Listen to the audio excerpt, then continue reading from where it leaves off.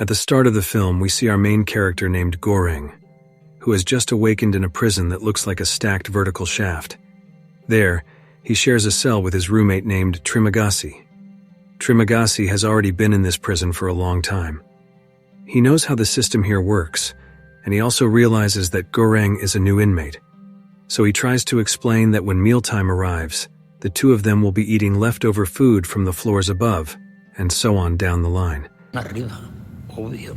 Todo es muy obvio para usted, ¿verdad? When the food arrives, Goreng doesn't eat any of it at all. He only takes a single apple to eat later, while Trimagasi devours the leftovers greedily, even though it's clearly the remains of other people's meals.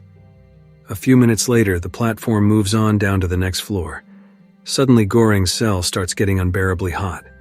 Trimagasi explains that this is caused by the apple he kept, because you aren't allowed to store any food in your cell. The room will either become so hot that you burn to death, or so cold that you freeze to death.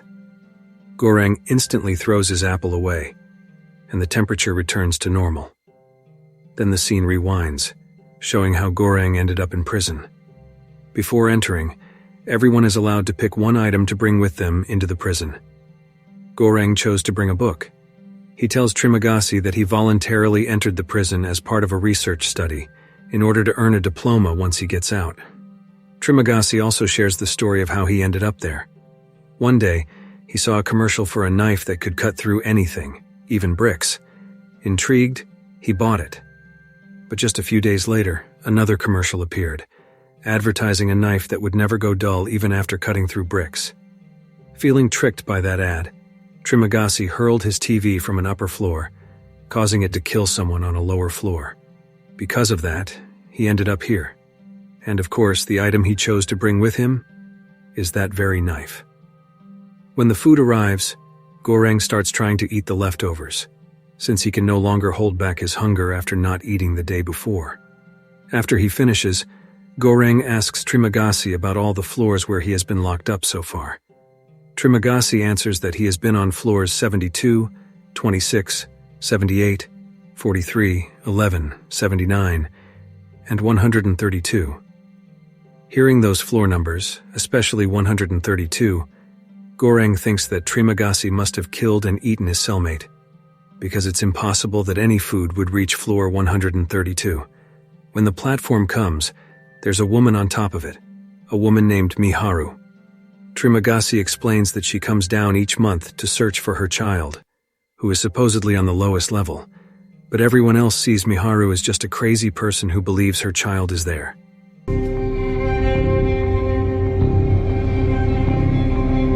Day after day passes for Goreng and Trimagasi. Goreng becomes increasingly accustomed to eating leftover food every day, and he grows closer to Trimagasi. One night, Goreng smells gas, which signals that the month in this cell has ended, and they will soon be reassigned to a different floor. Upon waking, Goreng is startled to discover he's tied up.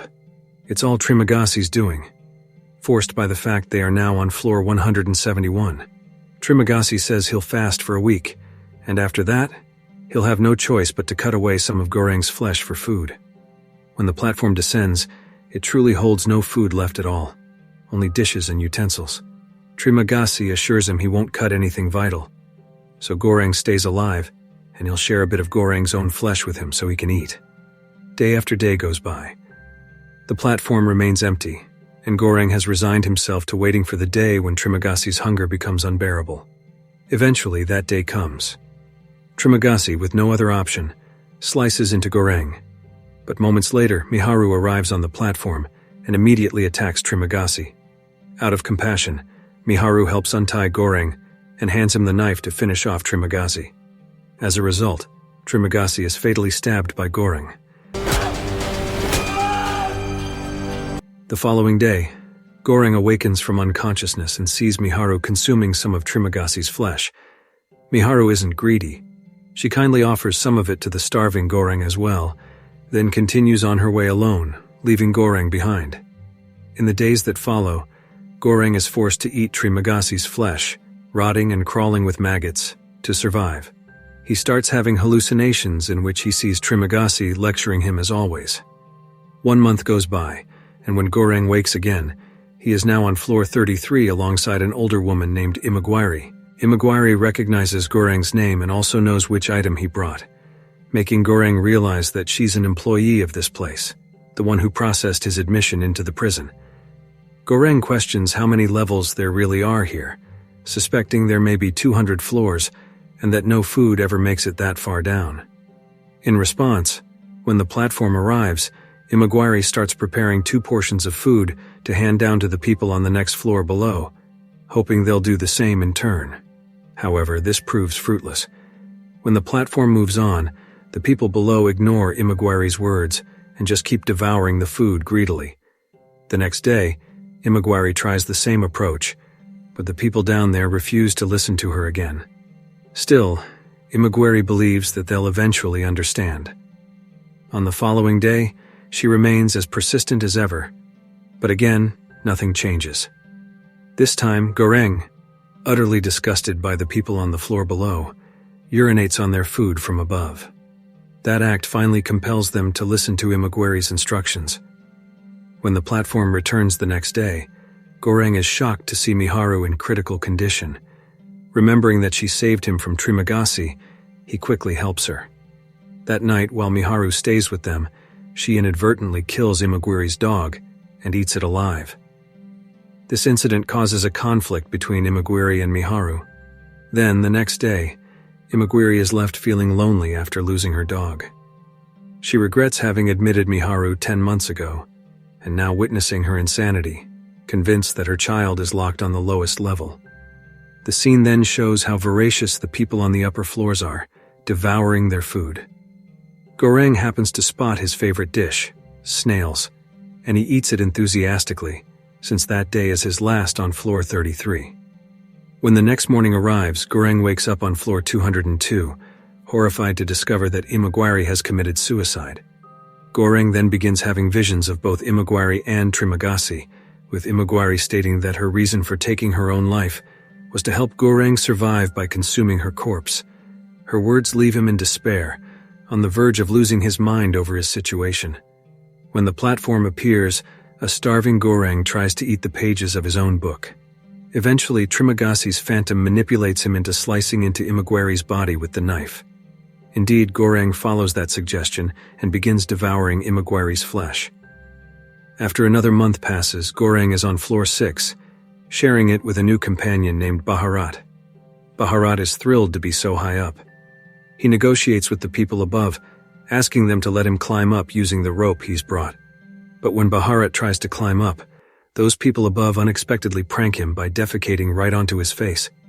Horrified, he loses his grip, and his rope falls to the lower floors. That night, Goreng suggests a plan to ride the platform down, distributing food fairly, and he needs Baharat's help. At daybreak, they craft weapons and begin descending. Unfortunately, they approach it the wrong way by assaulting anyone who tries to take any food, because their plan is to start sharing from floor 51 downward. As they continue, Baharat meets his mentor on a lower floor. The mentor tells him that his approach is useless, that he needs to be courteous if he wants to do good. He also offers an idea for attracting the attention of the administration on the top floor, to keep one dish intact. They choose the panna cotta, a classic dish from Italy. Thus, with all their might, they protect the panna cotta on the platform.